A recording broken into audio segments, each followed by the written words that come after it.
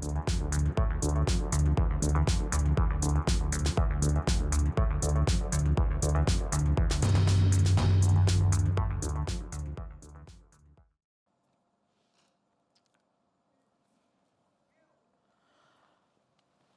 নয়, ক্ষমতাকে প্রশ্ন করাই গণমাধ্যমের কাজ। আমরা প্রশ্ন করতে চাই আপনার হয়ে, জানতে চাই আপনি যা জানতে চান। শুরু করছি গ্লোবাল টেলিভিশনের নিয়মিত আয়োজন আর কাবিল প্রশ্নগুলো সহজ। এই অনুষ্ঠানে আমরা চলমান ঘটনার নানান তথ্য বক্তব্য তুলে ধরি, অতিথিদের কাছে জানতে চাই সেসব তথ্য বক্তব্যের প্রতিক্রিয়া ও বিশ্লেষণ। আপনাদের সঙ্গে আছে আমি সাইদ খান। আমাদের আলোচনার বিষয়, আজকে আমাদের আলোচনার বিষয় নির্বাচনী সরকার কি নিরপেক্ষ থাকবে। যদিও সরকারের পক্ষ থেকে নিরপেক্ষতা নিয়ে কোনো প্রশ্ন যাতে তোলা না হয়, রিপিটেডলি সরকারের পক্ষ থেকে বলা হচ্ছে, নির্বাচন কমিশনের পক্ষ থেকেও বলা হচ্ছে যে তারা যথেষ্ট স্বচ্ছতার সাথে এবং নিরপেক্ষতার সাথে এই নির্বাচন কন্ডাক্ট করছেন। তারপরেও নানান ধরনের আলোচনা সমালোচনা রয়েছে, সেগুলো নিয়ে আমরা আলোচনা শুনবো অতিথিদের মুখ থেকে। এ বিষয় নিয়ে আলোচনা করবার জন্য আমাদের সঙ্গে স্টুডিওতে উপস্থিত আছেন সাংবাদিক ও কলামিস্ট মাহবুব আজিজ। আপনাকে স্বাগত জানাচ্ছি। শুভেচ্ছা।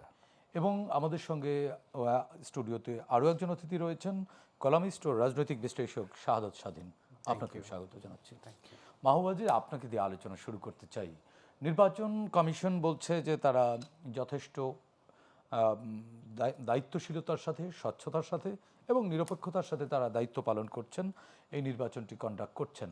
যদিও নির্বাচন কমিশনের ভূমিকা নিয়ে জামাত জোট অভিযোগ করছে যে নির্বাচন কমিশন একটি রাজনৈতিক দলের হয়ে কাজ করছে, এনসিপি, যেই এনসিপি গণ অভ্যুত্থানের নেতৃত্ব দানকারী বলে এতদিন বলছে। ইনফ্যাক্ট এখনও তারা বলছে তাদেরই নিয়োগ দেয়া এই নির্বাচন কমিশন তাদেরও বিরুদ্ধে আচরণ করছে বলে অভিযোগ তুলছে।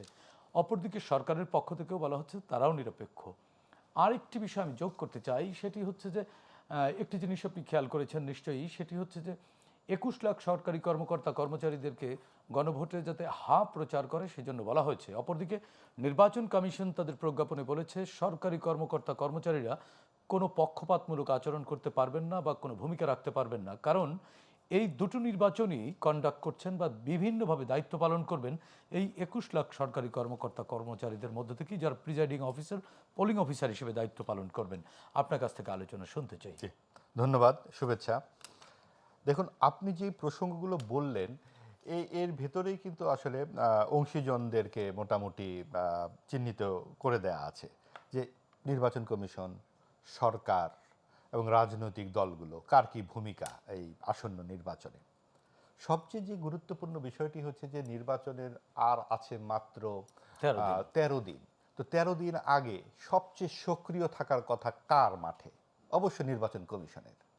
আমি আপনার এখানে আসবার আগে একটু সন্ধান করছিলাম যে সর্বশেষ নির্বাচন কমিশন সক্রিয়ভাবে কোন সিদ্ধান্তগুলো জানিয়েছে যে এটা করা যাবে বা এটা করা যাবে না, একদম পরিষ্কারভাবে। আমি দেখলাম যে তারা আসলে এক ধরনের সহযোগীর ভূমিকা পালন করছে। তো কথাগুলো বলছে সরকারের পক্ষ থেকে উপদেষ্টা কিংবা অনেকেই বিভিন্ন নির্বাচনকালে তো নির্বাচন কমিশন সবচেয়ে সক্রিয় থাকে এবং থাকবার কথা এবং তাদের হাতে সরকার তো এখানে কোনো ভূমিকা রাখার কথা নয়, এবং এখানে থাকবার কথা হচ্ছে স্টিয়ারিং এ থাকবার কথা নির্বাচন কমিশনের। নির্বাচন কমিশনের সামনেই যে ঘটনাগুলো দেখা যাচ্ছে, যে ধরেন আরপিও বলেন বা যে সমস্ত আমাদের প্রথাগুলো আছে নির্বাচনের, যে সরকারি কর্মকর্তা কর্মচারীরাই কিন্তু নির্বাচনের বিভিন্ন দায়িত্ব পালন করেন, অর্থাৎ তারা এক ধরনের রেফারির ভূমিকা পালন করতে কন্ডাক্টর। হ্যাঁ, আগামী 12 তারিখে সেই রেফারিদেরকে আমরা দেখতে পাচ্ছি যে কোনো আপনি একটা সরকারি অফিসে যাবেন, ব্যাংক, বিমা, বিভিন্ন ধরনের বড় বড় রাস্তায় সব জায়গায় আছে হ্যাঁ ভোট দিন, হ্যাঁ ভোটে জয়যুক্ত করুন, হ্যাঁ ভোট। তার মানে মনে হচ্ছে যেন একটা সরকার নির্বাচনে ইনফ্যাক্ট আইন শৃঙ্খলা বাহিনীও কিন্তু একই কাজ করছে। এমনকি আপনি সংস্কার কমিশনের যিনি উপপ্রধান ছিলেন, তাহলে আসলে সরকারের কি করণীয় উচিত, কি করার ছিল এখানে, কোন ভূমিকা? নিশ্চয়ই এই গণভোটটি যেহেতু কোনো রাজনৈতিক দল ব্র্যান্ডিং করছেন না বা জনগণের কাছে নিয়ে যাচ্ছেন না, যদিও তাদেরও যাবার কথা, সরকারের কোন কাজটুকু করার কথা ছিল? আগামী 180 বা 270 দিন পরে রোজ কিয়ামত কিন্তু উপস্থিত হয় নাই। একটা চলমান একটা জাতি, 54 বছর ধরে আমাদের দেশটা চলছে, আরও চলবে আশা করা যায়। এবং যেই প্রতাপশালী স্বৈরাচার এখানে একদম গেড়ে বসেছিল, তাকে যখন হেলিকপ্টারে তুলে দেওয়া হয়েছে, এখনও আরও অন্যান্য অনেক সমস্যাও আমরা সেভাবে নানান যানবাহনে তুলে দিতে পারবো। সরকার যেমন ভঙ্গি করছে যে এখন সংস্কার না হলে যেন এই হ্যাঁ ভোট না হলে যেন একদম সব ধ্বংস হয়ে যাবে, কিছুই ধ্বংস হবে না। আপনাকে ধৈর্য ধরে গণতন্ত্রের প্রতি আপনার এক ধরনের প্রত্যাশা রাখতে হবে, আপনার আস্থা রাখতে হবে যে এই জায়গায় যখন আপনি ভোট দিচ্ছেন, হ্যাঁ যেমন একটা পক্ষ, নাও ভোটও কিন্তু জিততে পারে। তখন কি হয়ে যাবে? তখন কি একদম দেশ শূন্যে বিলীন হয়ে যাবে? ফ্যাসিজম ফিরবে। ফ্যাসিজম যে 80 সালে যে এই দেশে স্বৈরাচার কায়েম হয়েছিল, এই তখন কোন সংবিধান ছিল? আপনার 111 যে হলো তখন কোন সংবিধান ছিল? আবার 91 থেকে 96, 96 থেকে 2001, 2001 থেকে 2006, এই যে 3 টার্ম যে আমাদের গণতন্ত্র সঠিকভাবে চললো, আমরা গুড ইলেকশন বলি, গুড ইলেকশন বলে গ্রাহ্য নির্বাচন বলতে যা বোঝায়, সেটাও কিন্তু ছিল এই সংবিধানের আওতায়। আপনার কোন সংবিধানে লেখা আছে যে চুরি করা খুব ভালো কাজ? না, কিন্তু মাহবুব আজিজ, গত 15 বছর 7 মাসে ওই সরকারগুলো নানানভাবে সংবিধানকে তাদের সুবিধা মতো করে নিয়েছে, সেটিও তো কিছুটা সংস্কার করার প্রয়োজন। অবশ্যই সংস্কারের কিন্তু বিরোধিতা করছি না, সংস্কার তো আপনাকে করতেই হবে, এটা সময়ের প্রয়োজন। কিন্তু বিষয়টা হচ্ছে আপনাকে এমনভাবে বলা হচ্ছে যে আপনাকে এটাই করতে হবে, না হলে কেন কেন যেন সব কিছু সারকার হয়ে যাবে। এই একেবারে এক ধরনের খুব জোর করে চাপিয়ে দেওয়া কিন্তু কোনো কিছুই খুব ভালোভাবে মানুষ এই কারণেই কি সাধারণ মানুষ বা আপনারা সন্দেহ করছেন? আমরা সন্দেহ শুধু করছি কি কারণে? অনেকগুলো কারণে। আপনি দেখুন গত পরশু রাতে বা গতকাল রাতেই 184 জনকে প্রশাসনে প্রমোশন দেওয়া হলো। আপনার যখন 12 দিন আছে নির্বাচনের, আপনার কেন এখন প্রমোশন দিতে হবে? ইনফ্যাক্ট সরকারের এখন এটি করার অনেকটা এখতিয়ার কোনো বহির্ভূত। প্রয়োজন নাই। আপনি আগামী রাজনৈতিক সরকারের মন্ত্রীরা 9000 স্কোয়ার ফিটের এক একটা বাড়িতে থাকবেন, এই সিদ্ধান্তও বা আপনাকে কেন নিতে তার মানে হচ্ছে? 13 কাঠা। হ্যাঁ, 13 কাঠা এক একটি বাড়ি। আপনি একটি দেখুন ফ্ল্যাট, যে ফ্ল্যাট। বৈষম্য বিরোধী আন্দোলনের ফলে আপনারা দায়িত্বে এসেছেন, এসে আপনারা কি বৈষম্য তৈরি করছেন? এই যে ফ্ল্যাট তৈরি হবে, এটা কাদের পয়সায়? মাহবুব আজিজ ভাই, আমি আপনাকে একটু ইনপুট দিতে চাই। এটি কিন্তু আহ, বৈষম্যেরও আগে কোটা বিলুপ্ত করার আন্দোলন ছিল। অবশ্যই। আবার কিন্তু আমরা দেখছি এই কোটা পদ্ধতি কোনো না কোনোভাবে ভিন্ন নামে ফিরছে। আপনার কি মনে হয়? এবং সব কিছুই আপনি দেখুন যে যেভাবে এই কাজগুলো করছে, আমাদের প্রথম থেকে আমরা দেখছিলাম যে সরকার ডানপন্থা তথা সাম্প্রদায়িক রাজনীতিকে প্রশ্রয় দিচ্ছে, উস্কানি দিচ্ছে। এটা কিন্তু একদম প্রায় স্বতঃসিদ্ধ একটা ব্যাপার, এটা অস্বীকার করবার না, কোনো আসলে জায়গা কি নেই। সরকার উস্কানি দিচ্ছে? আমার কাছে তো মনে হয় না ওরকম এই যে কিছু। মুক্তিযুদ্ধের কিভাবে দিচ্ছে? ভাস্কর্যগুলো ভাঙা হলো, আপনার লাগাতার ভাগে ভাঙা হলো, ইতিহাস বিকৃত করা হলো, ইতিহাসকে নিয়ে যে ঝগড়া তামাশা শুরু হলো, আপনার 24-এর গণ অভ্যুত্থানে যে লক্ষ লক্ষ মানুষ রাস্তায় নেমেছিল, তারা কি বেহেশতে পাওয়ার জন্য নেমেছিল? তারা কি দাবি করেছিল যে আমরা বেহেশত চাই, এই জন্য না, এই বেহেশত লক্ষ আমরা লক্ষ? চাইনি ঠিকই, কিন্তু আমরা তো শান্তি এবং স্বস্তি না, আমরা চেয়েছি। চেয়েছিলাম কিছু মৌলিক অধিকার, একটা হচ্ছে গণতন্ত্র এবং বাক স্বাধীনতা। আমরা একটা নির্বাচন চেয়েছিলাম, যে নির্বাচন গত 12 বছর হয়নি। আমি দামি নির্বাচন হয়েছে, রাতের বেলা নির্বাচন হয়েছে, একা একা নির্বাচন হয়েছে। তখন আওয়ামী লীগ ও সমমনারা নির্বাচন করেছেন, এখন বিএনপি ও সমমনারা নির্বাচন করছেন। এখন এ দায় কি যেহেতু তাহলে বিএনপিরও? অফকোর্স কিছুটা, সম্পূর্ণ নয়। কারণ বিএনপি একটি দায়িত্বশীল রাজনৈতিক দল হিসেবে যতখানি সোচ্চার হবার কথা ছিল এই সমস্ত বিষয়গুলো নিয়ে, তারা কিন্তু ভেবেছে যাই হোক, যদি আমাদের প্রতিদ্বন্দ্বী যে কোনো কম মূল্যে একটি থাকে, নির্বাচন হোক। হ্যাঁ, যত প্রতিদ্বন্দ্বী কম থাকে তত তো সুবিধা। আপনার কাছে কি মনে আপনার হয়? বিরোধী পক্ষে যদি মেসির মতো প্লেয়ার থাকে, আবার আপনার বিরোধী যদি মাহবুবের মতো প্লেয়ার থাকে, আপনি কোন প্লেয়ারের সাথে খেলতে চাইবেন? আপনি মাহবুবকেই বেছে নেবেন। বিএনপির বিরুদ্ধে যদি আওয়ামী লীগ থাকে আর বিএনপির বিরুদ্ধে যদি জামাত থাকে, ওই মেসি বনাম মাহবুবের মতো অবস্থা হবে। আওয়ামী লীগ তাই নিয়েছে। মানে এই পরিস্থিতি সৃষ্টির জন্য বিএনপিরও আংশিক দায় আছে অবশ্যই। এবং বিএনপি এবং জামাত কিন্তু গত 20 বছর তাদের সখ্য সংসার আমরা দেখেছি, এবং এই বিএনপির কাঁধে চড়েই কিন্তু সাম্প্রদায়িক শক্তিগুলো অনেক ডালপালা বিস্তার করেছে। ওই দায় কি BNP বিগত সরকারের বা বিগত রিজিমের একটুও নেই? অনেকখানি আছে, শুধু একটু কেন। আওয়ামী লীগ এবং বিএনপি দুজনই তো জামাতকে যখন প্রয়োজন তখন ব্যবহার করেছে। আওয়ামী লীগের তো দায় সবচেয়ে বেশি, তারা গণতন্ত্র লুণ্ঠন করেছে, মানুষ হত্যা করেছে। কিন্তু তাই বলে তার আগে বা পরে বিএনপিরও দায় থেকে আমি বিএনপিকে একদম বাইরে রাখতে চাচ্ছি না। প্রত্যেকেরই হাতে কম বেশি রক্ত আছে, আওয়ামী লীগের আছে সবচেয়ে বেশি সাম্প্রতিককালে। একেবারেই ছোট্ট করে যদি বলেন যে এই নির্বাচন, ত্রয়োদশ জাতীয় সংসদ নির্বাচন অনুষ্ঠানের জন্য রাজনৈতিক দলগুলোর মধ্যে কি এরকম কোনো মানসিকতা দেখছেন যে কোনো মূল্যে নির্বাচনটি হোক? এটা আসলে নির্বাচন এখন সকলেই চায়, মানে যে কোনো মূল্যে? যে কোনো মূল্যে তো না, কেন যে কোনো মূল্যের কি আছে? এই নির্বাচনের বিকল্প কি হতে পারে?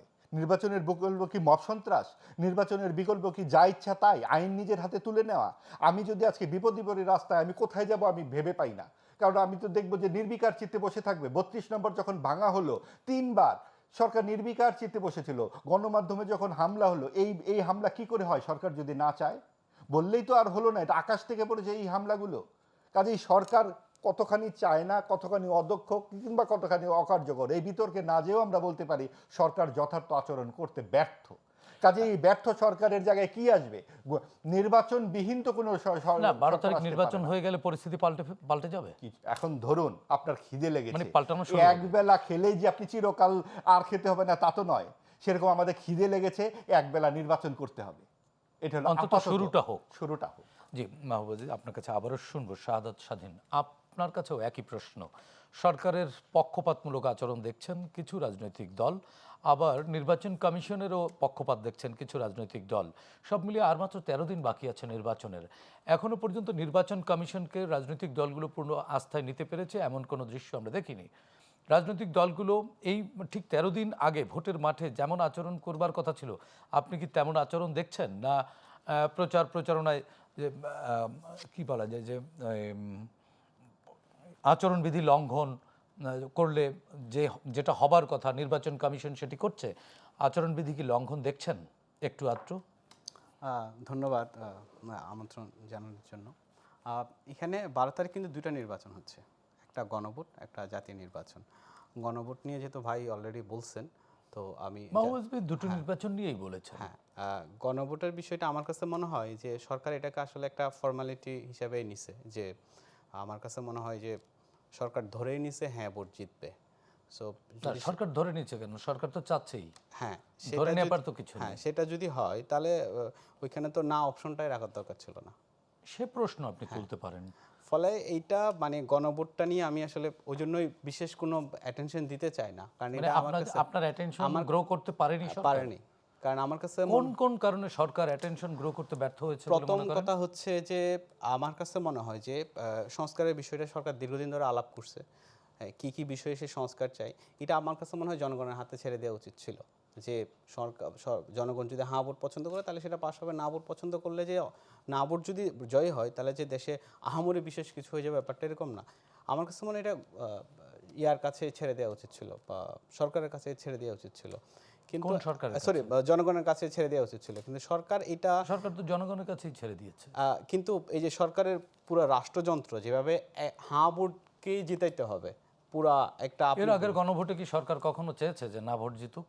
এর আগের আরো 3টি গণভোট তো হয়েছে তাহলে মাহবুব। আগের যদি আগের এক্সাম্পল যদি আমরা দিতেই থাকি তাহলে হচ্ছে আসলে নতুন কি সংস্কার কি, আবার এই বৈষম্য বিরোধী আন্দোলনে এত শহীদের আত্মত্যাগের মানে কি? মানে গণতন্ত্র হচ্ছে আপনার ওই জায়গাটা যেটা আমি পছন্দ করছি না, কিন্তু সেটার স্পেসটা আমাকে রাখতে হবে। হ্যাঁ, তো এই জিনিসটা আমার কাছে মনে হয় এই যে সরকার তো না ভোটের স্পেস কমায়নি একটু।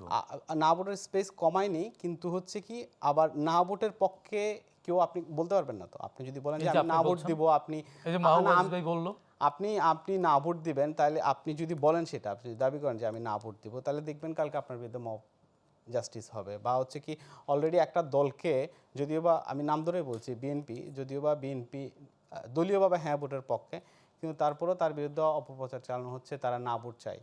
এটা অপপ্রচারের কি আছে? যে কেউ না তো চাইতেই না, পারে। এটা একটা এখন আপনাকে আমার পছন্দ নাও তো হতে পারে, পছন্দ হতেই হবে।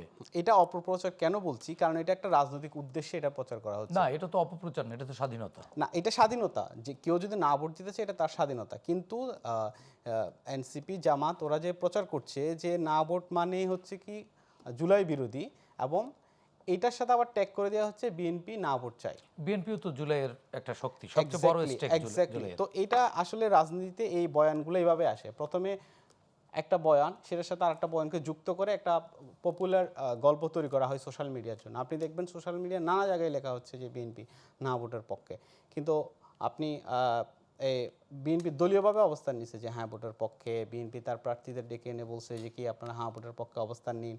শুধু সেটা নয়, যে সংস্কার, বিএনপি যে হা ভোটের পক্ষে অবস্থান নিয়েছে, হ্যাঁ, তো তাদের কিছু নোট অফ ডিসেন্ট ছিল বেশ কিছু জায়গায়, সেই নোট অফ ডিসেন্ট তো স্কিপ করেছে গভর্নমেন্ট, এবং স্কিপ করেই এই গণভোট হচ্ছে। যে জায়গায় যে জায়গাগুলোতে বিএনপির আপত্তি ছিল সেই আপত্তিগুলো রাখা হয়নি। তারপরে বিএনপি কি মানে যে কোনোভাবে এই নির্বাচনটি পার করবার জন্য এই না এটা হ্যাঁ না ভোটের পক্ষে অবস্থান হ্যাঁ নিয়েছে ভোটের কিনা? না সেটা তো একটা রাজনৈতিক উদারতা যে তার নোট অফ ডিসেন্ট থাকা সত্ত্বেও সে হ্যাঁ ভোটের পক্ষে মানে তার অবস্থান নিচ্ছে। আপত্তিগুলো তার এখন অনাপত্তি না দিচ্ছে। আপত্তিগুলো আমার কাছে মনে হয়, আমি বিএনপির পলিসি মেকার না, আমার কাছে মনে হয় বিএনপি জাতীয় স্বার্থে তার আপত্তিগুলো মেনে নিছে এবং সেটাই আমার কাছে মনে হয় গণতন্ত্রের ভাষা হওয়া উচিত। জি, আপনার কাছে আবারও শুনবো শাহাদাত স্বাধীন, আমরা একটু মাহবুব আসবে আপনার কাছে আরেকটু শুনতে চাই। বিএনপির তো অনেকগুলো নোট অফ ডিসেন্ট ছিল, সেগুলো ছাড়াই শাহাদাত স্বাধীনের বক্তব্য অনুযায়ী বিএনপি দলীয়ভাবে হ্যাঁ ভোটের পক্ষে চলে গেছে বা হ্যাঁ ভোটের পক্ষে প্রচারণা চালাচ্ছে, এটি কি মানে না আসলে আমি অত সরলভাবে দেখি না বিষয়টা, কারণ বিএনপি একটি অভিজ্ঞ রাজনৈতিক দল এবং আপনার একটা পরিণত রাজনৈতিক দল একদম তাৎক্ষণিকভাবে কিন্তু উত্তেজনা সবসময় প্রকাশ করে না, নাও করতে পারে। করে না এই কারণে যে তাকে অনেক কিছু বিবেচনা করতে হয়। আপনি দেখুন যে 5ই আগস্টের পর থেকে যে অনেক ধরনের ঘটনা ঘটেছে, বিএনপির দিক থেকে কিন্তু সেইভাবে কোনো রকম খুব জোর প্রতিবাদ বা প্রতিরোধের Repercussion দেখায়নি আহ্বান তারা। আসেনি। এই যে আপনার আমাদের যে 71-এর রক্তাক্ত মুক্তিযুদ্ধ, সেখান থেকে যে বাংলাদেশের অভ্যুদয় হয়, এখানে তো একটি বড় ঘটনা, যে সবচেয়ে বড় ঘটনা যে জাতির জন্ম হলো, এবং সেটা কি কারণে, যে ভারত একটা হিন্দু রাষ্ট্র, পাকিস্তান একটা মুসলিম রাষ্ট্র, বাংলাদেশ হলো অসাম্প্রদায়িক রাষ্ট্র, এবং সেখানের যে প্রধান যে 4টি স্তম্ভের 2টি স্তম্ভ, ধর্মনিরপেক্ষতা, সমাজতন্ত্র, এই 2টি স্তম্ভকেই কিন্তু এই সংস্কার কমিশন 30টি রাজনৈতিক দলের সাথে বৈঠক করে, যাদের 7-8টির বেশি রাজনৈতিক দল আমরা চিনি না এবং দ্বিতীয় বা তৃতীয় ব্যক্তিকে চিনি না, এই 30টি রাজনৈতিক দল বাংলাদেশের অভ্যুদয়ের যে মূল যে চাবিকা, সেখান থেকে দুটোকে ফেলে দিল, তারা ধর্মনিরপেক্ষতাকে বিসর্জন দিচ্ছে।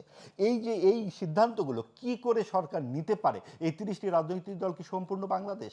সে প্রশ্নের উত্তর শুনবো আমরা, ছোট্ট একটি বিরতি নিতে যাচ্ছে। মাহবুব ভাই আমাদের সঙ্গেই থাকবেন। দর্শক, আর কাবুল প্রশ্নগুলো সহজ নিচ্ছে, ছোট্ট একটি বিরতি, আমাদের সঙ্গেই থাকুন।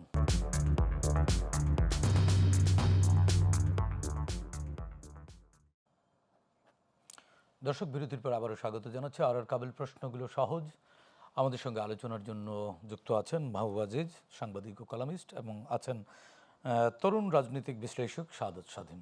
মাহবুব ভাই, আপনার কাছ থেকে বিরতির আগে আলোচনা শুনছিলাম। জি, ছিলাম যে 30টি রাজনৈতিক দলের সাথে সরকার 9 মাস ব্যাপী দীর্ঘ সংলাপ করে এই সিদ্ধান্তগুলো নিলেন, যার অনেকগুলোর সাথে ব্যক্তিগতভাবে আমার দ্বিমত আছে, আবার অনেকগুলো আমার পছন্দের। তো সেটাই তো গণতান্ত্রিক হ্যাঁ, অধিকার। কিন্তু সেই ক্ষেত্রে আমাকে যখন 4টি প্রশ্ন দিয়ে দেওয়া হচ্ছে, আমি সবগুলোতেই হ্যাঁ বা না তো দিতে চাচ্ছি না। আমার মতো ভোটারের কি হবে সেরকম কোনো জায়গা কিন্তু নেই। এটা নিয়ে অনেক কথা মানে চারটিতেই ভোট দেওয়ার সুযোগ রাখলে বেটার হতো। না, কোনো একটা উপায় উদ্ভাবন করা দরকার ছিল এবং সকল শ্রেণী পেশার মানুষের সাথে আলাপ করা দরকার ছিল। এই 30টি রাজনৈতিক দল বাংলাদেশ নয়, তারা বিভিন্ন শ্রেণী পেশা এবং অন্যান্য অংশীজনদের সঙ্গে আলাপ করেনি। কারণ জুলাইয়ে অনেক স্টেক দেখেছি আমরা। অবশ্যই সেগুলো শ্রমিক শ্রেণী, শুধু জুলাই কেন, আপনি বাংলাদেশ পথশিশুরাও তো ছিল, পথশিশুরাও তো শহীদ হয়েছে। আপনার সাংবাদিকদের সাথেই তো এই সংবিধান সংস্কার প্রশ্ন নিয়ে আলাপ হয়নি। কাজে আমি বলতে চাচ্ছি যে এই যে নারী সংস্কার কমিশনের কথা ধরুন, যেভাবে নারী সংস্কারের প্রতিবেদন দেবার পর তার 1-2 দিন পর কিন্তু সোহরাওয়ার্দী উদ্যানে যেভাবে ইসলামিস্ট দলগুলো, আপনার মনে পড়বে নিশ্চয়ই, আক্রমণ করলো এবং অশালীন যে সমস্ত কথাবার্তা বললো, সেটা কিন্তু হিমাগারে চলে গেল। এই পর্যন্ত 18 মাসে অন্তর্বর্তীকালীন সরকার কোনো রকমের তাদের যে সংস্কার, বারবার বহুল কথিত সংস্কারের কি সংস্কার আমরা দেখলাম? আমরা খালি ভারত বিদ্বেষের কথা শুনলাম। আমরা কি প্রতিবেশীকে উঠিয়ে দিতে পারবো নাকি? আমরা বাংলাদেশের এই পুরো ভূখণ্ড নিয়ে কোনো সমুদ্রের মাঝখানে নিয়ে যেতে পারবো? এই প্রতিবেশী কিন্তু চিরস্থায়ী, এবং আমরা এই চিরস্থায়ী প্রতিবেশীর বিরুদ্ধে সারা দিন খালি কথা বলছি এবং আমরা পাকিস্তানমুখী হয়ে গেলাম। কারণটা কি? এই যে এই সাম্প্রদায়িকতার যে কথাটা আমরা বলছি, যে সাম্প্রদায়িকতাকে উস্কানি দেওয়া হয়েছে, এটার কিন্তু অন্যতম প্রধান একটি দিক হচ্ছে আপনার এই ধর্মনিরপেক্ষতাকে বিসর্জন দেওয়া। এবং আপনি দেখুন যে এই যতদিন এগিয়ে আসছে নির্বাচন, রাজনীতিতে ধর্মের অপব্যবহার নিয়ে বহুবার কথা হয়েছে। এখন বেহেশতের টিকিট বিক্রি করছে একটি রাজনৈতিক দল, বলা হচ্ছে নারীদেরকে নিয়ে তারা নানান রকম, নারী ঘরের রানী, বাড়িতেই তারা টাকা পয়সা পাঠিয়ে দিবে, 5 ঘন্টা কাজ করলেও চলবে। এই যে জামাত এই সমস্ত কথাবার্তা বলছে, এগুলো নিয়ে কি বিশেষ করে আপনাকে কবরে গেলে 4 নম্বর প্রশ্ন করা হবে, আপনি কি দাঁড়িপাল্লায় ভোট দিয়েছেন কি দেননি? এই সমস্ত কথাবার্তা প্রকাশ্যে বলা হচ্ছে নির্বাচন কমিশনের। সেক্ষেত্রে জনগণের তো স্বাধীনতা আছে ভোটের বাক্সে তাদেরকে না বলে দেবার, বা যদি তাদের সিদ্ধান্তে ঐক্যমত না হয়, একমত না হয়, স্বাধীনতার একটা সীমা থাকা উচিত তো। আপনি যখন এইভাবে বিক্রি করে দিবেন, আপনি তো আমার ধর্মীয় অনুভূতিতে আঘাত দিচ্ছেন। ভাই, দাঁড়িপাল্লাতে ভোট না দিলে আমি বেহেশতে যেতে পারবো না। এটা হয় নাকি? তাহলে আপনি যেই আসনগুলোতে জামাত প্রার্থী দেয় নেই তারা বেহেশতে যাবে না? এটা কোনো কথা? আপনি ঢাকা বিশ্ববিদ্যালয় সান্ধ্যকালীন করতে চাচ্ছেন, আপনি মেয়েদের জন্য বাস করতে চাচ্ছেন রাতের বেলা, আপনি কি কয়েকটি জেলা বানাবেন নাকি যেখানে শুধু নারীরা থাকবে? আপনি যখন বলছেন যে শরিয়া আইন করব না, যুক্তরাষ্ট্রের সাথে যখন আপনি মিটিং করছেন, আপনি যখন তরুণ প্রজন্মের সাথে যাচ্ছেন তখন বলছেন না শরিয়া আইন হবে না, আপনারা আধুনিক পোশাক আশাক পরতে পারবেন। আবার আল জাজিরার সাথে সাক্ষাৎকারে ডক্টর শফিকুর রহমান জামাতের আমির বলেছেন অবশ্যই ধাপে ধাপে আমরা শুরু করতে চাই। হ্যাঁ, এবং এটা ধাপে ধাপে হবে, একবারে সম্ভব এবং না। ওই সাক্ষাৎকারে তিনি বলেছেন যে জামাত ইসলামের শীর্ষ নেতৃত্বে কখনো নারীকে দেখা যাবে নারীতে না। আসবে না। যখন আপনি কোনো নারীতে আসবে না, কারণ এটা নাকি সৃষ্টিকর্তা এভাবে তৈরি করেছেন, সমানভাবে না। এটা তো আমার সাংবিধানিক অধিকার ক্ষুণ্ণ করা হচ্ছে। নারী পুরুষকে সমান অধিকার থাকবে না এই বাংলাদেশে? এতদিন পরে গত 30 বছর বাংলাদেশের রাজনীতি, সমাজ, এই সমস্ত কিছুর নেতৃত্ব দিলেন তো নারী নেতৃত্ব। আপনি 30 বছর পরে এসে বলছেন যে নারী এবং পুরুষ সমান অধিকার নয়। এইটা এই আধুনিক বাংলাদেশে আমরা এটা শুনতে পাচ্ছি। এখন কথা না, হচ্ছে তারা তো নারীকে মায়ের সম্মান দিচ্ছে, সম্মান বাড়িয়ে শুধুমাত্র দিচ্ছে। মায়ের চরিত্রে থাকবে নারী, নারী কর্মী হবে না, নারী বীর হবে না, নারী নেতা হবে না, খালি মা হবে। তার মানে আমাদের সাথে একজন জেনজি আছে, জেনজি প্রতিনিধি, আমরা একটু স্বাধীন। শুনি উনিও যে নারী কি জুলাই হবে। গণ অভ্যুত্থানে বেশ সক্রিয় ভূমিকা রেখেছেন এবং অনেক শীর্ষ মানে পলিসি মেকারদের খুব কাছের মানুষ, উনিও পলিসি মেকিংয়ে ছিলেন। আপনাদের ধারণা কি? মাহবুব আজিজ ভাই অনেকগুলো প্রশ্ন তুললেন, আগামীর বাংলাদেশে আপনারা এই প্রশ্নগুলোর উত্তর দিতে পারবেন বা দেওয়ার কি উত্তর আছে আপনাদের কাছে? আপনি যদি জুলাই গণ অভ্যুত্থানটাকে দেখেন, সেই গণ অভ্যুত্থানের সামনে সারিতে ছিল নারীরা। 17 জুলাই ছাত্রলীগের হাতে মারধরের শিকার হলো নারীরা এবং প্রথম ঢাকা বিশ্ববিদ্যালয় আক্রমণ হলো নারীদের উপর, নারী হলেই। এবং জাহাঙ্গীরনগর বিশ্ববিদ্যালয় কিন্তু তার অবরুদ্ধ ছিল রাতভর, রাইট নারী হোস্টেল। রাইট। কিন্তু আপনি দেখেন 5 আগস্ট পরবর্তী যে আসলে সোকল নতুন বন্দোবস্ত, সেখানে কিন্তু আমরা নারীদের স্বর পাইনি, নারীদের কণ্ঠস্বর আমরা পাইনি। ইভেন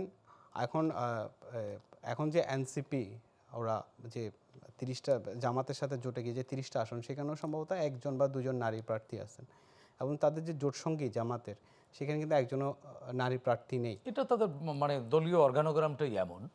কিন্তু আপনি জুলাই সনদে স্বাক্ষর করছেন, সেখানে আপনাকে বলা হয়েছে যে আপনি স্বাক্ষর করে আসছেন, এইবার এনসিপি স্বাক্ষর করেনি, জামাত স্বাক্ষর করছে। আচ্ছা, 5% হচ্ছে এইবার ইলেকশনে আপনি নারী প্রার্থী দিবেন এবং এটা পর্যায়ক্রমে এটা বাড়াবেন। বরাবর। তার মানে আপনি শুরুতেই কিন্তু আপনি জুলাই চার্টারকে লঙ্ঘন এবছর হয়তো করলেন। তাদের নারী ওইভাবে যোগ্য প্রার্থী পাওয়া যায়নি, পরবর্তীতে বাড়াতে পারেন। যোগ্য প্রার্থী, কিন্তু ওরা তো আবার ভিন্ন কথা তাই বলে বলছে। তো আর অযোগ্য কাউকে এনে যে কোটা পূরণ করতে হবে, কোটার বিরুদ্ধেই তো আন্দোলন ছিল। না, এইখানে আপনি এখানে তারা তো বলছে তাদের নারী শাখা আছে, তাদের নারী নেতৃত্ব আছে, কিন্তু সেটাকে তার সামনে আসতে দিচ্ছে না বা আসতে দিবে না। কিন্তু আপনি যেটা বললেন যে এইটা আসলে কোটার বিষয় কিনা, আপনি যতক্ষণ পর্যন্ত নারীকে অ্যাকচুয়াল এম্পাওয়ারমেন্টটা আপনি সুযোগ তৈরি করে দিচ্ছেন না, আপনি যতক্ষণ পর্যন্ত নারীকে, আপনি দেখেন ঢাকা বিশ্ববিদ্যালয়ের ডাকসু নিয়ে কি মন্তব্য করা হলো জামাত নেতার পক্ষ থেকে। তো যতক্ষণ পর্যন্ত আপনার নারীর অ্যাকচুয়াল এম্পাওয়ারমেন্টটা হচ্ছে না, ততক্ষণ পর্যন্ত তার জন্য আপনার এই স্পেসটা আপনার রিজার্ভ রাখতে হবে। এই জেনারেশনের ভাবনা কি আসলে বাংলাদেশ নিয়ে, যে পথে রাজনৈতিক দলগুলো এগোচ্ছে, আপনাদের প্রত্যাশার বাংলাদেশ হবে তো? এই প্রত্যাশার বাংলাদেশ আসলে আমার কাছে মনে হয় জেনজির প্রতি প্রথম বিট্রেটা করছে আমার কাছে মনে হয় এনসিপি। আপনি দেখবেন যে এনসিপির নেতাদের ডাকে আগে রাজু তাই বললে আগে যে লোক যেত, তার 100 ভাগের 1 ভাগ লোক এখন যায় না। অথবা তারা যখন বিভিন্ন গাড়িতে করে হাত নাড়াচ্ছে, তখন কিন্তু সেখানে আসলে কোনো লোক নেই যাদেরকে হাত দেখাতে পারবে তারা। তো ফলে হচ্ছে কি, এই জেনজি আসলে একটা হতাশ, যেটা হচ্ছে কি, যে নতুন বন্দোবস্ত বা দ্বিদলীয় বৃত্ত ভাঙা, অথবা হচ্ছে কি সাম্প্রদায়িক রাজনীতির সেকেন্ড রিপাবলিক। হ্যাঁ, না আমি বলছি কি সাম্প্রদায়িক রাজনীতি ভাঙা, আচ্ছা আচ্ছা, তারপর হচ্ছে কি আপনার ইনক্লুসিভ সোসাইটি। না আমাদের এখানে তো সাম্প্রদায়িক রাজনীতি নেই, আমাদের এখানে তো সম্প্রীতির রাজনীতি চলছে। না, কোথায় আপনার সম্প্রীতির কোন রাজনীতি? জায়গায় সাম্প্রদায়িক রাজনীতি? আপনি সম্প্রীতির রাজনীতি কোথায় আপনি তো এটা বিরোধিতার জন্য বলছেন। আপনি যেখানে আপনার আচরণবিধিতে লেখা আছে যে আপনি কোনো ধর্মীয় ইস্যুকে আপনি নির্বাচনে টুল করতে পারবেন না। আমার দলের তো আদর্শই হচ্ছে ধর্মকে আমি পূর্ণাঙ্গ ধারণ করি, মেনে চলি। এই জন্যই তো বিভিন্ন দল তাদের ধর্মীয় জায়গাগুলো দিয়ে রাজনৈতিক ক্লারিফিকেশন আপনি নির্বাচনী আচরণবিধি মানবেন না? আপনি নির্বাচনী আচরণবিধি মানবেন না? আরেকটা ইন্টারেস্টিং পয়েন্ট হচ্ছে এই যে আচরণবিধিগুলো লঙ্ঘন করা হচ্ছে, এই যে ব্যস্ত দিবে অথবা বিড়িতে সুখ টান দিলেই আপনার হচ্ছে কি আল্লাহর কাছে মাপ পাওয়া যাবে জামাতে ভোট দিয়ে। তো এখন এই বিষয়গুলো আপনি দেখবেন আপনি নির্বাচন কমিশন হচ্ছে কি এখানে নীরব। তো এইগুলো আসলে বোঝা যায় যে স্টেট ফরমেশনে যে একটা আসলে সাম্প্রদায়িকতার প্রতি একটা কি কনসার্ন আছে, মানে এটি কি নীরব আসলে উৎসাহ আছে, নির্বাচন এটা বোঝা যায়। কমিশনের যে এই নীরবতা, আপনি যে অভিযোগগুলো তুললেন, এই যে নীরবতা, এটি কি পক্ষপাত না অসহায়তা? এটা স্পষ্ট পক্ষপাত, এবং আমার কাছে মনে হয় এই এই পক্ষপাতের সাথে সরকারের একটা গ্রিন সিগন্যাল আছে, এবং সরকারের সম্মতিতেই ইলেকশন কমিশন এই পক্ষপাতপূর্ণ আচরণ করছেন। আপনি দেখেন আবার তারাই তো বলছে যে নির্বাচন কমিশন অপর একটি রাজনৈতিক দলের হয়ে কাজ করছে। এটা হচ্ছে কি আপনি পলিটিক্সের দুইটা স্টেজ আছে, একটা হচ্ছে ফ্রন্ট স্টেজ, একটা হচ্ছে ব্যাক স্টেজ। এই সরকার ফ্রন্ট স্টেজে দেখাচ্ছে সে খুবই লিবারেল বা সে খুবই নিরপেক্ষ, কিন্তু ব্যাক স্টেজে সে পক্ষপাতপূর্ণ আচরণ করছে। তার আমি জাস্ট কয়েকটা এক্সাম্পল আপনাকে দিই। ডক্টর মোহাম্মদ ইউনূস সরকার প্রধান, উনি বলতে পারেন না জুলাই গণঅভ্যুত্থানের নেতৃত্ব দানকারী অনেকে সংসদে যাবে। উনি যখন এটা বলে দিচ্ছেন, তার মানে তিনি নির্বাচন আগে অনেকে তো যাবে, জুলাই নেতৃত্ব দানকারী বিএনপির অনেক নেতা সংসদে যাবে না।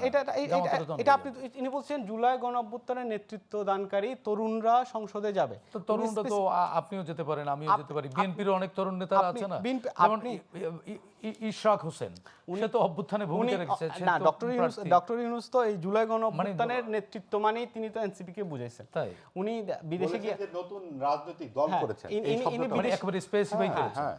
ইনি বিদেশে গিয়ে কাদেরকে পরিচয় করা দিচ্ছেন জুলাই গণঅভ্যুত্থানের নেতৃত্ব দানকারী বলে? জুলাই গণঅভ্যুত্থান কি শুধু রাজুতে হইছে, শুধু ঢাকা বিশ্ববিদ্যালয়ের রাজুতে অংশকে পরিচয় করিয়ে দিয়েছেন, বাট তিনি বলেছিলেন যে তরুণরা রাজনৈতিক দল তৈরি করেছে, সেখান থেকে অনেকেই নির্বাচিত হবে, এমনকি শিক্ষামন্ত্রী হবে। আচ্ছা আচ্ছা, এটা হয়তো মোটিভেশনাল স্পিকিং এর জায়গা থেকে। না, সেটা তো সরকার প্রধান এতে কি নির্বাচন প্রভাবিত হবে? হবেই তো, অবশ্যই প্রভাবিত হবে। কিভাবে হবে স্বাধীন? সেগুলো আপনি তো জেনজি ওন করেন, আপনারা কি মানে এটাকে ধরেন এটা করছে, আপনারা জেনজি তাহলে এটার প্রতিবাদ করছেন না তো ওইভাবে? আপনি প্রতিবাদ এটা ব্যালটে হবে। আপনি দেখেন সেটা আমি আগেও বলছি, কিছু গোপনে করবেন না, প্রতিবাদ ব্যালটে হবে। কেন বলছি যে আপনি দেখেন আগে হাসনাত, সার্জিস, এদের পিছনে যে জেনজি ছিল এখন সেটা নাই, সেটা এই মোড়টা অন্যদিকে ঘুরে গেছে। আপনি অন্য রাজনৈতিক দলগুলোর সমাবেশে এখন জেনজিকে দেখা যাচ্ছে, কারণ হচ্ছে তারা যখন সাম্প্রদায়িক শক্তির সাথে জোটবদ্ধ হয়েছে, জেনজি তখন হচ্ছে বিট্রে ফিল করছে, তখন তারা অন্যদিকে মোড় জেনজি নিছে। কি ধর্ম মানে না? ধর্ম কেন মানবে না? মানে ধর্ম তো যার যার ব্যক্তিগত ব্যাপার, ধর্ম প্র্যাকটিস করা আর হচ্ছে কি আপনার সাম্প্রদায়িক উস্কানির মাধ্যমে অন্যান্য স্পেসগুলোকে নষ্ট করা, নারী বিদ্বেষী হয়ে যাওয়া, ধর্মকে ব্যবহার করে হচ্ছে কি আপনার হিন্দু বিদ্বেষী হয়ে যাওয়া, এটা আর ধর্ম পালন আপনি দুটো কথা এক করতে পারবেন না। সবাই তো এটাতে, আমরা তো ধর্মপ্রাণ মুসলমান, বাংলাদেশের 80% মানুষ তারা ধর্মকে শ্রদ্ধা করে, ধর্মের প্রতি শ্রদ্ধাশীল। এবং আপনি এখানে আরেকটা বিষয় যে বললেন যে মানে সরকারের পক্ষপাতপূর্ণ আচরণ আসলে আরও কোথায় স্পষ্ট হয়, আপনি যদি দেখেন যে আমরা কিছুদিন আগে দেখছিলাম যে একজন জামাতের প্রার্থী বলছিলেন যে প্রশাসন আমাদের কথায় উঠবে, আমাদের কথায় বসবে। এটা কিন্তু ফেসবুকে ভাইরাল হয়েছে। এরপরে কিন্তু প্রশাসন তো এটি করেনি। না, প্রশাসন থেকে কোনো ব্যবস্থা নেওয়া হয়েছে? আমরা একটু মাহবুব আজিজ ভাইয়ের কাছ থেকে একটু শুনতে চাই, আসলে কি প্রশাসন কারোর কথায় ওঠে আর বসে? তারা তো সরকারের বা রাষ্ট্রের দায়িত্ব পালন করছে না। কারো কথা ঘুমিয়েও থাকে, উঠা বসা তো অনেক পরের কথা, ঘুমিয়েও থাকে। আপনার কাছে এমন তথ্য? হ্যাঁ, আমি বলছি আপনাকে উদাহরণ, যে আমরা একটি জামাতের পক্ষ থেকে একটি যুক্তি শুনি যে আপনারা আওয়ামী লীগকে দেখেছেন, বিএনপিকে দেখেছেন, জামাতকে তো কখনো ক্ষমতায় দেখেননি, দায়িত্বে দেখেননি, একবার আমাদেরকে দেখুন। কেন দেখেছে তো? 2001-এ জামাত তো তারা তো সরকারই তখন অংশ ছিল, মানে নেতৃত্বে ছিল না, তারা সেই কথাটা বলতে চায়। আমরা কিন্তু 1971 সালেও জামাতের ভূমিকা ছিল, অবশ্যই ছিল। আমাদের যে কথাটা হচ্ছে গত 1.5 বছরে যা দেখেছি, তারপরে আর বেশি দূর যেতে হয় না। 71 তো বেশ, আরেকটু 54 বছর। গত 1.5 বছরে যে মব সন্ত্রাস, যে মুক্তিযুদ্ধের ভাস্কর্য ভাঙা, যে গণমাধ্যমে হামলা, ছায়ানট এবং উদীচী যে ভাঙা হলো, এগুলো কারা করেছে? এবং এই জায়গায় যদি আপনি বলতে পারেন না জামাত করেনি, তাই করেছে কারা? এবং সেই জায়গায় জামাতের প্রতিবাদ কোথায়? জনতা ঘোষণা দিয়ে করেছে। হ্যাঁ, সেই জায়গায় জামাতের প্রতিবাদ কোথায়? তারা এত কিছুতে প্রতিবাদ করতে পারে। গত 54 বছরে একটি প্রগতিশীল আন্দোলনে দেখান তো যে জামাত দাঁড়িয়েছে, কোনো নারীর ধর্ষণের বিরুদ্ধে দাঁড়িয়েছে, কোনো একটি হত্যাকাণ্ডের বিরুদ্ধে দাঁড়িয়েছে। দীপুচন্দ্র দাসকে যখন পুড়িয়ে মারা হলো, আগুন দিয়ে পুড়িয়ে মারা হলো, জামাতের বিবৃতি কোথায়? জামাতের আন্দোলন কোথায়?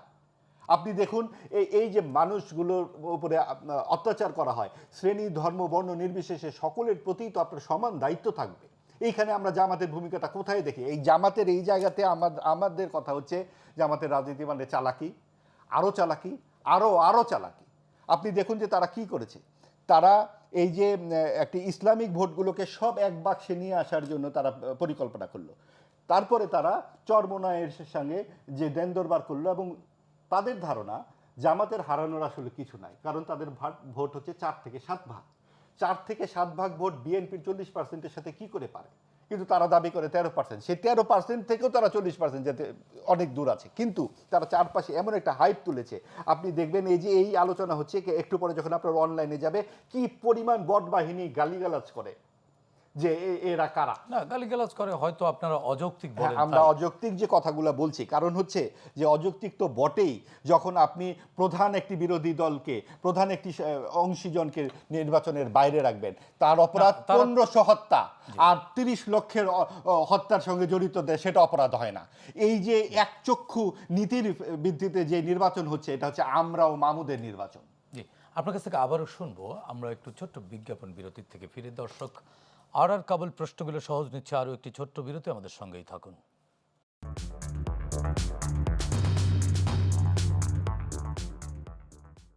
দর্শক আবারও স্বাগত জানাচ্ছি আর কাবুল প্রশ্নগুলো সহজ।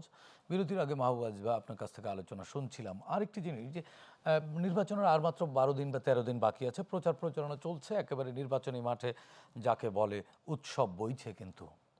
কিন্তু আমরা দেখছি কিছু প্রার্থীর প্রচার প্রচারণায় তাদের শব্দ চয়ন, তাদের বাক্য বা প্রতিদ্বন্দ্বী প্রার্থীকে ঘায়েল করবার যে আচরণ এটি আপনাকে কি বলে, কি বার্তা দেয়? দেখুন, এখানে যদি আপনি একটু গভীরভাবে বিশ্লেষণ করেন যে এইবারের নির্বাচনে জামাত কিন্তু অনেক গুছিয়ে, অনেক আগে থেকে তারা নানা মাত্রিক একটা গোছানো তাদের অভিসন্ধি আমরা দেখতে পাচ্ছি। গত বছরের জুন জুলাইতেই তারা ঠিক করে ফেলেছে কোন আসনে তাদের কি প্রার্থী, কিন্তু একবারও তারা নির্বাচনের ডেটটি কিন্তু চায় নাই। অন্যদিকে বিএনপি ডিসেম্বরের মধ্যে দেন, জানুয়ারির মধ্যে দেন, নানানভাবে তারা উদ্গ্রীব একটা আচরণ করেছে, এবং তারা কিন্তু প্রার্থী সেইভাবে বাছাই করেন। অর্থাৎ বিএনপিকে তারা এঙ্গেজ রেখেছে নির্বাচন আদায় করবার জন্য, আর তারা নিজেদের মতো করে প্রার্থীরা গুছিয়ে ফেলেছে। আরও একটা জিনিস খেয়াল করবেন যে ময়মনসিংহ থেকে একদম নিচ পর্যন্ত বাংলাদেশের যে মধ্যভাগ, এই জায়গাগুলোতে জামাত কিন্তু তাদের ভোট কম বলে তারা জরিপ করে বের করেছে। তাদের যে প্রকৃত জরিপ, তাদের ভোট সাতক্ষীরা ওদিকে তো আছে, সাথে আবার উত্তরাঞ্চলেও তাদের ভোট আছে বলে তারা মনে করছে, এবং সেটা আবার চরমোনাইয়ের পীর সাহেবরাও মনে করে। চরমোনাইয়ের পীরকে যখন তারা এই মধ্যভাগে আসন দিতে চাইলো, তখন চরমোনাই চাইলো যে না, আমাদের অন্তত উত্তরবঙ্গে দেন। এই নিয়ে কিন্তু তাদের মধ্যে বাহাসের পরে চরমোনাই চলে গেছে, এবং এটা কিন্তু আসলে সিট বন্টন নিয়েই কিন্তু তাদের ঝামেলাটা। এবং তারা, আপনি খেয়াল করুন যে এই প্রায় 150 আসন বাদ রেখেই কিন্তু তারা তাদের মতো করে সাজাচ্ছে জামাতের আগামী নির্বাচন প্রচারণাগুলো। কিন্তু তাদের যে বন্ধু বান্ধবের জরিপ দেখবেন 34% বিএনপি, 33% জামাত।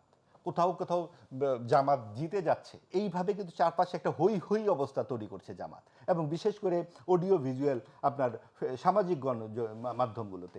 সেই জায়গায় কিন্তু বিএনপি বলা যায় যে অনেকটা পিছিয়েই আছে, কারণ বিএনপি তাদের নানান রকম, বিএনপি এগুলো আমলে না নিয়ে কি ভুল করছে? আমলে না নিয়ে ভুল করছে কিনা এটা আমরা আরেকটু পরে বুঝতে পারবো, কারণ জামাত কিন্তু প্রশাসনকেও অনেকটা হাতে নিয়েছে। আপনার এই যে এই শেষ মুহূর্তের যে বদলিগুলো অথবা পদোন্নতিগুলো, আমরা যদি তাদের ব্যাকগ্রাউন্ড খুঁজতে যাই, দেখবো যে এরা আসলে এদের রাজনৈতিক ব্যাকগ্রাউন্ডগুলো কি, তখন কিন্তু বোঝা যাবে আসলে ব্যাপারগুলো। এবং এই যে বদলি টদলি ইত্যাদি এই বিষয়গুলো নিয়েও কিন্তু বিএনপির নেতৃবৃন্দ যেমন শুধু জনসভায় কথা বলছেন, সাথে সাথে কিন্তু একটু সংবাদ সম্মেলনও করা উচিত, একদম মনিটরিং করা উচিত নির্বাচন কমিশনকে জানানো উচিত যে আপনারা সরকারি যেই কর্মকর্তারা একদম সরাসরি ভোটে নেমে যাচ্ছেন, এটা তো আরপিওর মধ্যে পড়ে না। এবং তারপরে যদি এইরকমভাবে যেগুলো এখতিয়ারের বাইরে, সেগুলোও কিন্তু অনেক সময় করে যাচ্ছে। এখন আপনার এই প্রশ্নটাতে আসে, আসলে এগুলো অনেক বড় আলোচনার বিষয়, নিশ্চয়ই পরবর্তীতে আলোচনা করা যাবে। যে নির্বাচনী, আপনি বললেন যে প্রশ্নটা কি ছিল যেন, নির্বাচনী যে প্রচার প্রচারণায় ভাষা, ভাষা, একজন আরেকজনকে আক্রমণের ভাষা। এখন ধরেন দীর্ঘদিন একসাথে সংসার করবার পর হঠাৎ করে আলাদা হয়েছে তো রাগ ক্ষোভ একটু বেশি। হ্যাঁ, না দুধের উপরের সরটা সরালে এই একটু নিজেদের কথাবার্তাই হচ্ছে। এখানে তো মূল প্রতিদ্বন্দ্বী আসলে অনুপস্থিত। আপনি আওয়ামী লীগ যদি মার্কেটে থাকতো বাজারে, নির্বাচনের বাজারে, তাহলে বিএনপি জামাত কিন্তু একসাথেই থাকতো। মানে এখন কি খুনসুটি হচ্ছে? এখন খুনসুটি না, এখনো বলছে সমস্যাগুলো, কিন্তু আসল কথাটা কিন্তু বিএনপির পক্ষ থেকে বলে দেওয়া উচিত যে আপনারা তো এই সেদিনও বেগম খালেদা জিয়া মৃত্যুর পর জামাতের আমির যখন বিএনপি নেতৃবৃন্দের সঙ্গে দেখা করতে গেলেন, দেখা করে বেরিয়ে এসে সাংবাদিকদের বলেছেন আমার বিএনপি নেতৃবৃন্দের সাথে আমাদের কথা হয়ে গেছে, আমরা নির্বাচনের পর সরকার গঠনের আগে জনগণের জন্য যা ভালো মনে হয় সেভাবে বসে একটা একসাথে কাজ করব। তার মানে কি তারা কিন্তু ওই রাস্তাটি ওপেন রাখছে, ওই যে আওয়ামী লীগ জাতীয় পার্টি যা করেছিল। অর্থাৎ বেশি যদি আসন না পায় তাহলে বিরোধী দল হিসেবে জামাত বিএনপির সাথে একসাথেও সরকার গঠন করতে পারে। জি, শাহাদাত স্বাধীন একই প্রসঙ্গে আপনার কাছ থেকে আমি শুনতে আমি চাই। নির্বাচন প্রচারণা নিয়ে একটু আলোচনা নির্বাচনী আচরণবিধিতে যদি আমি আসি, আমি একটু আচরণবিধিটা পড়লাম, সেখানে 16তম অধ্যায়ে স্পষ্ট বলা আছে বেশ কয়েকটা বিষয় যে নির্বাচনে এআই ব্যবহার করা যাবে না, অথবা নির্বাচনে এর ব্যবহার তো হচ্ছেই হর হামেশা হচ্ছে। হর হামেশাই হচ্ছে, এবং আপনার নির্বাচন কমিশন এটা নিয়ে নীরব। দ্বিতীয় কথা হচ্ছে আপনি প্রতিপক্ষ নারী এবং সংখ্যালঘুকে নিয়ে ঘৃণাত্মক বক্তব্য দেওয়া যাবে না। হ্যাঁ, কিন্তু কয়দিন আগেই এক জামাত নেতা বললেন যে আপনি ডাকসু নিয়ে কি অশ্রাব্য ভাষায় কথা ডাকসু বললেন। এবং ঢাকা বিশ্ববিদ্যালয় নিয়ে এটা নিয়ে এখনো পর্যন্ত আপনি নির্বাচন কমিশন থেকে কোনো পদক্ষেপ নেওয়া হয়েছে? নেওয়া হয়নি।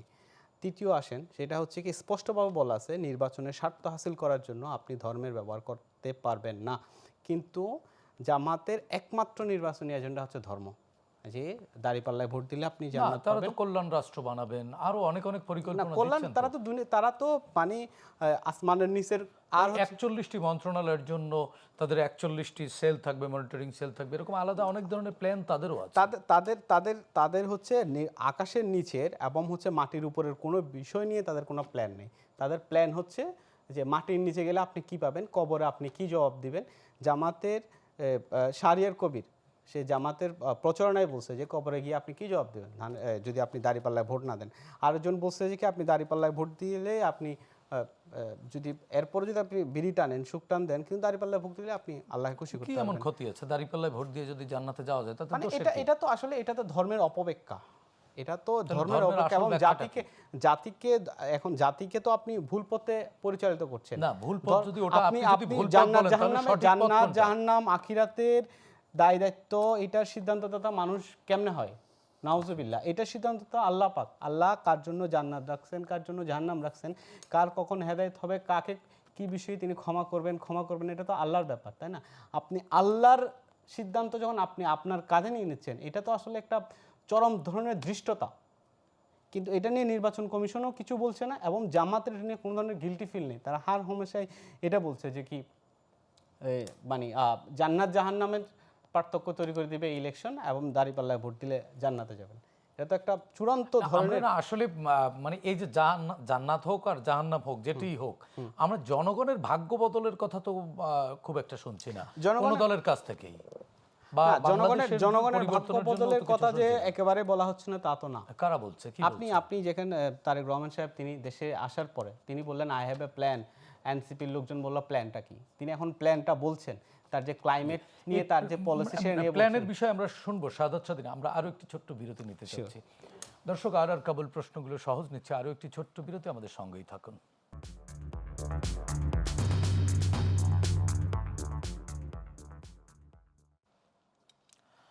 দর্শক, বিরতির পর আবারও স্বাগত জানাচ্ছি। আর কাবুল প্রশ্নগুলো সহজ।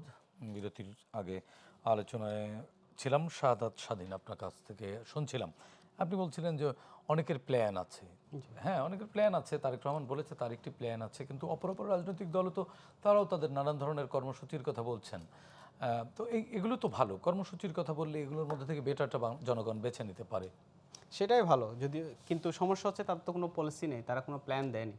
তারা শুধু যেটাই বললাম আমি, তারা শুধুমাত্র হচ্ছে মাটির নিচে এবং হচ্ছে আসমানের না, উপরে তারা তো বিষয় নিয়ে বলছে কথা যে বলছে। ঘুষ, দুর্নীতি এবং চাঁদাবাজ মুক্ত একটি বাংলাদেশ বা প্রশাসন গড়বেন এবং কল্যাণ রাষ্ট্র গড়বেন। কল্যাণ রাষ্ট্রের মানেটা কি? যেখানে তাদের একজন নারী প্রার্থী নেই, যেখানে 51% নারী ভোটার, তারা সেখানেই তো আপনার তাদের পরিকল্পনা থেকে 51% নারীকে আপনার মাইনাস করে দিচ্ছে। তাদের সেই পলিসিটা কি? যেখানে হচ্ছে কি আপনার পুরো মানুষটা ইশতেহারে তারা পুরো দিবেন। পুরো জনগণের আপনার কোনো ইনক্লুসিভনেস না তার পলিসির মধ্যে নেই। বরঞ্চ আমার কাছে তারেক রহমানের পলিসিটা কেন বেশি ইমপ্রেসিভ, সেটা হচ্ছে তিনি গুরুত্বপূর্ণ বিষয়গুলো অ্যাড্রেস করছেন। প্রথম হচ্ছে ক্লাইমেট, যে আপনি দেখেন পুরো দেশের আপনার নদীগুলোর কি অবস্থা, শুকিয়ে। তিনি বলছেন যে কি তিনি নদী খনন করবেন, ক্লাইমেট ইস্যুটা তিনি খুব ভালোভাবে অ্যাড্রেস করছেন, গাছ লাগানোর কথা 20,000 বলছেন। কিলোমিটার খাল খনন করা কি সম্ভব?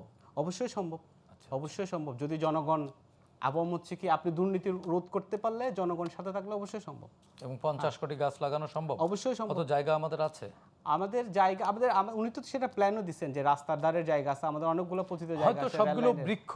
বৃক্ষও না, নানান ধরনের গাছ মিলে এবং 50 সেই কোটি। গাছগুলো আপনি ফলজ, বনজ এবং হচ্ছে ওষুধি গাছ, আপনি নানা ধরনের গাছ লাগাতে পারেন। আর যেটা হচ্ছে কি যে আপনি এখন যে সমস্যাটা আমাদের যে পাবলিক হেলথের যে সমস্যা, তিনি এটাকে অ্যাড্রেস করলেন। তিনি স্বাস্থ্য খাতকে ঢেলে সাজানোর কথা বলছেন, স্বাস্থ্যকর্মী নিয়োগের মাধ্যমে তিনি রোগ প্রতিরোধের পরিকল্পনার কথা বলছেন। সাদত স্বাধীন একেবারেই শেষ দিকে আমরা ছোট্ট করে আপনার কাছে জিজ্ঞাসা, এত প্ল্যান পরিকল্পনা করছি 12 তারিখের পরের সরকার যেটি আসবে সেই সরকারের কাছ থেকে, তাই তো? বা শুনছি, কিন্তু 12 তারিখ পর্যন্ত আমরা নির্বিঘ্নে যেতে পারবো? এক বাক্যে যদি বলতে বলা হয়। আমি হচ্ছে কি উদ্বিগ্ন, কারণ হচ্ছে সরকারের আচরণ নিরপেক্ষ নয়। সরকারের আচরণ যদি নিরপেক্ষ থাকে, যদি প্রশাসন নিরপেক্ষ থাকে, তাহলে আমরা স্বস্তি থাকতে পারতাম। জি। এই যে আপনার কাছ থেকে আবারও সময় থাকলে শুনবো। মাহবুব আজিজ ভাই, আপনি কি নিশ্চিত যে সে উদ্বিগ্ন, তারপরে তার প্রত্যাশা আছে, আপনারও কি তাই একই? বা আসলে প্রত্যাশা তো খুবই সঙ্গত, প্রত্যাশা থাকাই উচিত, না হলে তো আমরা এগোবো কী করে? কিন্তু যে বাস্তবতা আসলে কি বলে, দেখুন যে এই 24-এর যে প্রধান যে আকাঙ্ক্ষা, সেটা হচ্ছে গণতন্ত্র, জবাবদিহিতা। যেই গণতন্ত্রহীনতার মধ্য দিয়ে জাতি 1.5 যুগের মতো গেছে, একটি নির্বাচন খুবই প্রয়োজন, কিন্তু সেই জায়গাতে যার ভোট সে দিতে পারবে কিনা, এই নিশ্চয়তাটুকু সরকারকে অবশ্যই করতে হবে। কেন আপনি কি কনফিউজ? আমি অবশ্যই কনফিউজড, কারণ হচ্ছে যে আপনি দেখুন যে সরকার এখনো ফ্ল্যাট নিয়ে, সরকারি কর্মচারীদের বেতন নিয়ে, তারা বন্দর নিয়ে, এই তেল ক্ষেত্র নিয়ে, অমুকের সাথে এই চুক্তি নিয়ে, এগুলো তো তাদের করবার কথা নয়। এখন তার জন্য তো রাজনৈতিক সরকার আসছে। আপনি রাজনৈতিক সরকারের জন্য একটা মসৃণ পথ তৈরি করে দেবেন, এবং তার মানে কি এগুলো রাজনৈতিক সরকারের জন্য একটা বারডেম রেখে যাচ্ছে? বারডেম এবং কিছু কিছু জটিলতা।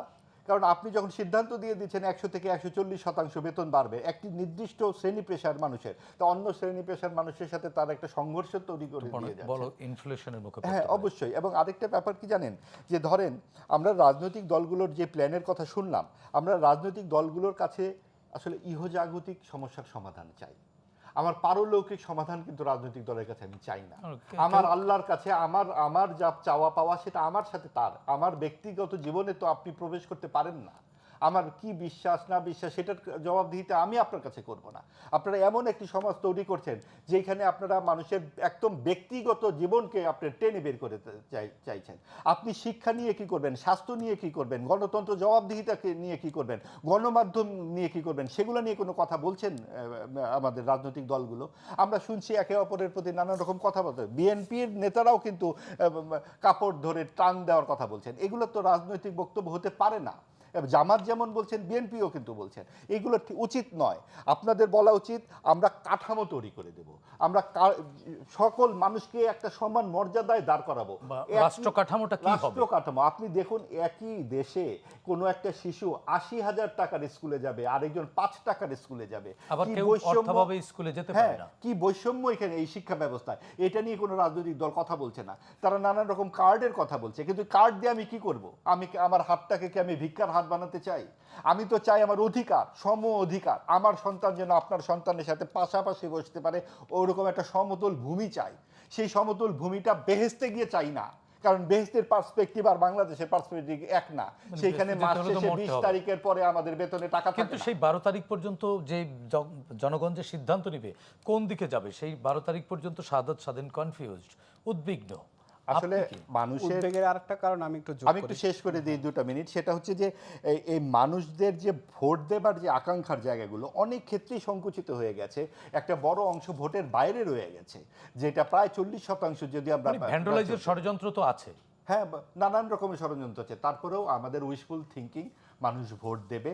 এবং এইবার এতগুলো মিডিয়া, এত গণমাধ্যম রাতের বেলা ভোট করা যাবে না এবং আমি দামি ভোট হচ্ছে না এবং আশা করা যায় যে একটি ভালো ভোট হবে শেষ পর্যন্ত। জি সাদাত সাদিন এক আমি বাক্যে, আমার একেবারেই এক হ্যাঁ, বাক্যে, আমার আমাদের সময় শঙ্কার শেষ। জায়গা ওই জায়গায় সরকার যেভাবে আসলে হ্যাঁ ভোটের পক্ষে প্রচার করছে সেভাবে যদি সে আমাদের যে হিন্দু ধর্মাবলম্বীর যে ভাই বোনেরা আছে তাদের নির্ভয়ে আপনার ভোট কেন্দ্রে যাওয়ার জন্য যে একটা পরিবেশ তৈরি করতো সেটাই বরঞ্চ বেটার ছিল। দীপু দাস হত্যার পরে আমাদের হিন্দু ভাইদের এবং মাইনরিটি কমিটির মধ্যে যে একটা আপনার স্কেয়ার, যে একটা উদ্বেগ, সেটা আমি রিসেন্টলি গ্রামে গেলাম, সেখানে আমি কথা বলে দেখছি তারা তাদের এই আমরা শেষ করবো, তাদের ধর্মীয় পরিচয় নিয়ে তারা আসলে ভোট দিতে যেতে তারা ভয় পাচ্ছে। জি, সরকার এটা নিয়ে অ্যাড্রেস ধন্যবাদ সাদাত স্বাধীন, ধন্যবাদ মাহবুব আজিজ। নিশ্চয়ই এই ভয়কে জয় করে এবারও আমরা গণতন্ত্রের রাস্তায় বা গণতন্ত্রের পথে যাত্রা শুরু করব। দর্শক, আজকের মতো শেষ করছি আর কাবুল প্রশ্নগুলো সহজ। অনুষ্ঠানটি পুনঃপ্রচার হবে আগামীকাল সকাল 7টায়। ফিরছি আগামী রোববার রাত 9টায় নতুন অতিথিদের সঙ্গে নিয়ে। ততক্ষণ পর্যন্ত ভালো থাকুন, সুস্থ থাকুন, গ্লোবাল টেলিভিশনের সঙ্গেই থাকুন।